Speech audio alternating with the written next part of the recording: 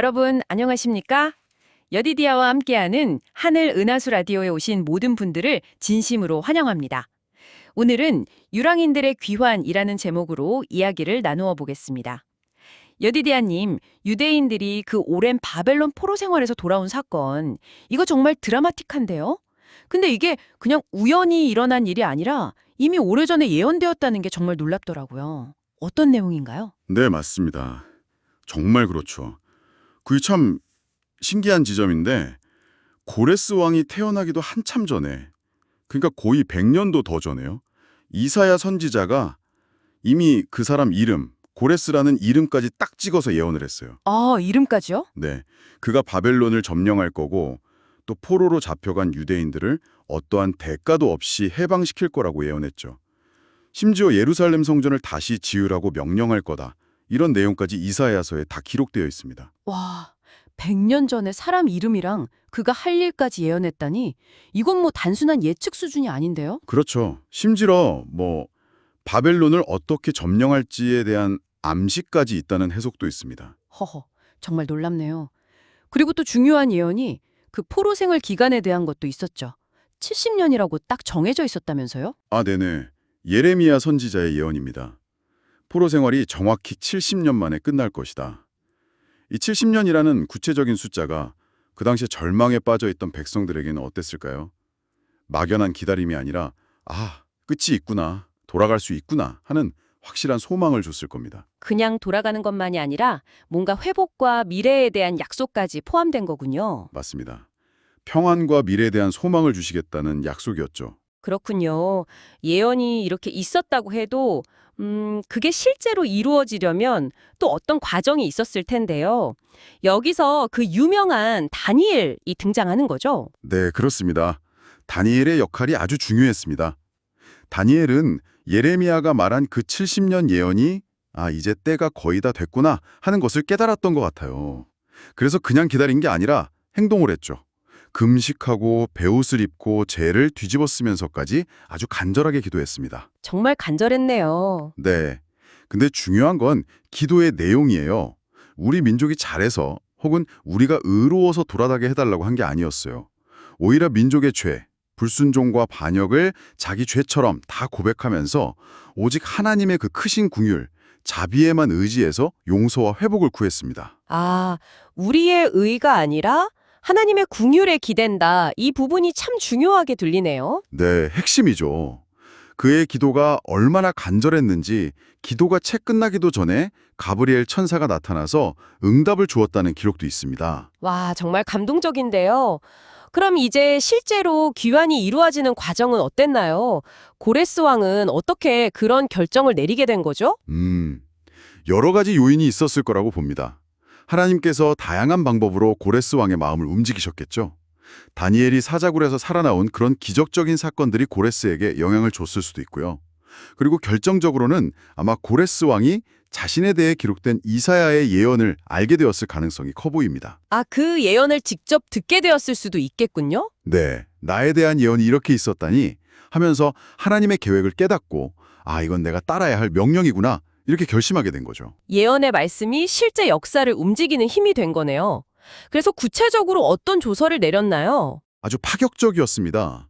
유대인들은 고향으로 돌아가라, 그리고 예루살렘에 성전을 다시 지어라 이렇게 공식적으로 허락하는 조서를 반포했어요. 그냥 허락만 한 게 아니라 예전에 느부갓네살 왕이 뺏어갔던 성전 그릇들 있잖아요. 금, 은, 기명들. 그걸 5,400개나 돌려줬어요. 와, 5,400개요? 네, 거기다가 재정적인 지원까지 약속했고요. 조서 내용 자체에도 보면 하늘의 하나님 여호와께서 세상 모든 나라를 내게 주셨고 나에게 명령하사 유다 예루살렘의 성전을 건축하라 하셨나니 이런 고백적인 내용이 담겨 있어요. 왕이 직접 그런 신앙 고백까지 하다니 정말 대단한데요. 그럼 이제 사람들이 돌아가기 시작했겠네요? 얼마나 돌아갔나요? 기록에 따르면 대략 한 5만 명 조금 안 되는 인원 42,360명 정도의 유대인들이 수르바벨 총독하고 대제사장 여호수아 이 지도자들을 따라서 예루살렘으로 돌아왔습니다. 모든 사람이 돌아간 건 아니었군요. 네, 바벨론에 남은 사람들도 많았지만 그래도 하나님의 마음에 감동을 받은 사람들이 중심이 되어서 귀한 길에 올랐죠. 드디어 고향 땅을 밟고 성전을 다시 짓게 되었으니 그 감격이 정말 컸겠어요. 그럼요. 성전 기초를 놓는 날 그 장면을 상상해보면 정말 뭉클합니다. 제사장들은 나팔을 불고 레위 사람들은 재금을 치면서 다 같이 하나님을 찬양했어요. 주는 지극히 선하심으로 그의 인자하심이 이스라엘에게 영원하시도다. 이렇게 외치면서 기뻐하고 감사하는 소리가 정말 컸다고 합니다. 오랜 포로 생활 끝에 드디어 희망을 본 거니까요. 와, 정말 감격적인 속만이었을 것 같아요. 그런데 자료를 보면 좀 의외의 반응도 있었다고 하던데요. 기쁨의 함성만 있었던 게 아니라 우는 소리도 들렸다고요. 맞아요. 그 부분이 참 아이러니하면서도 중요한 점을 시사합니다. 그 자리에 있던 노인들 중에는 예전에 솔로몬이 지었던 그 화려하고 웅장했던 첫 번째 성전을 기억하는 사람들이 있었던 거예요. 근데 새로 놓인 성전 기초를 보니까 어땠을까요? 아, 옛날 그 성전에 비하면 너무 작고 초라하다. 이렇게 느꼈던 거죠. 그래서 크게 통곡을 했다고 합니다. 아하. 그래서 기뻐서 외치는 소리랑 슬퍼서 우는 소리가 막 뒤섞여서 분간하기 어려울 정도였다고요? 네, 바로 그랬다고 에스라서에 기록되어 있습니다.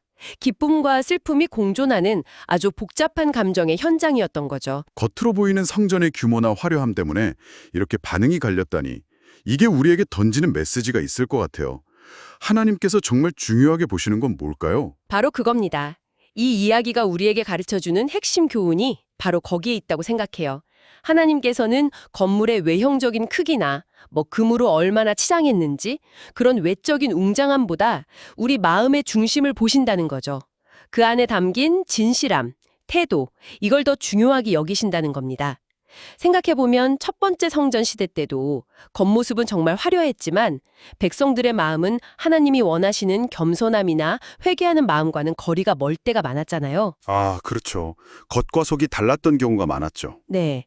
그래서 하나님께서 진짜 찾으시는 것은 어떤 외적인 조건이나 건물이 아니라 뭐랄까 성실한 경건, 그리고 그리스도를 아는 지식 안에서 자라나는 것, 또 사랑과 선을 실천하는 마음, 이런 내면의 가치라는 겁니다. 그러니까 겉모습이나 형식보다는 그리스도의 품성을 닮아가는 그 내면의 아름다움이야말로 진짜 예배의 본질이다. 이런 말씀이시군요. 정확합니다. 그래서 우리가 가진 것이 좀 부족해 보이고 내세울 만한 외형이 초라해 보일지라도 정말 진실한 마음으로 감사하고 찬양할 때 하나님께서는 그걸 가장 향기로운 제물처럼 기쁘게 받으신다는 거죠. 기록에도 보면 그리스도의 품성을 소유한 이들의 예배에는 천사들도 함께한다는 표현이 있잖아요. 결국 중요한 것은 우리 마음 상태, 그리고 우리의 삶의 태도라는 겁니다. 와, 오늘 유랑인들의 귀한 이야기를 통해서 역사의 큰 사건 속에서도 결국 하나님께서 보시는 것은 한 사람 한 사람의 마음의 중심, 그 내면의 진실함이라는 것을 다시 한번 깨닫게 되네요.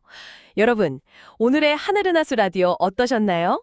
매일매일 저녁 9시에 더 다양하고 흥미로운 주제로 여러분들을 찾아오도록 하겠습니다. 구독과 좋아요, 알림 설정은 저에게 큰 힘이 됩니다. 내일 다시 만나요. 안녕.